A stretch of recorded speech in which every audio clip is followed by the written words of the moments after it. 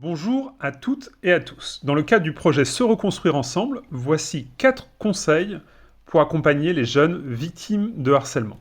Tout d'abord, nous parlerons de prendre en charge les jeunes victimes de harcèlement. Comment agir ensemble? Comment détecter les changements de comportement? Et enfin, pourquoi croire les jeunes? Prendre en charge les jeunes victimes de harcèlement. Quelques rappels sur les chiffres. D'après l'UNESCO, un jeune sur 3 est victime de harcèlement, ce qui comprend le harcèlement en milieu scolaire, le cyberharcèlement, mais également le harcèlement en milieu familial et dans les milieux parascolaires.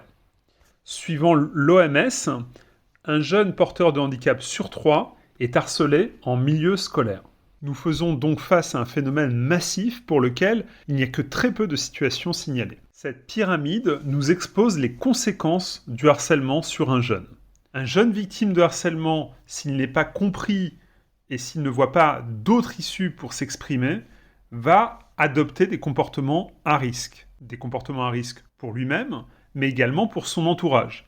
Ceci pourra amener l'agressivité, phobie sociale, dépression, anorexie, décrochage scolaire ou social, et pousser éventuellement jusqu'au suicide. Afin de réduire les risques de suicide dont malheureusement on entend de plus en plus fréquemment parler dans la presse, il faut forcément réduire la base de cette pyramide. L'ensemble des actions menées au sein des établissements scolaires permettant d'améliorer le climat scolaire et d'éviter des situations de harcèlement contribuent à réduire la base de cette pyramide. En complément, l'action des centres reliés permettant d'éviter l'adoption de comportements à risque de jeunes victimes de harcèlement y contribue également. Si nous regardons l'échelle de droite, nous comprenons que plus nous attendons, plus la vie de l'enfant sera impactée et plus long sera son parcours de reconstruction. Qu'en parallèle, le coût de prise en charge d'un enfant victime de harcèlement augmente plus on attend dans le temps. Donc nous préconisons d'avoir une action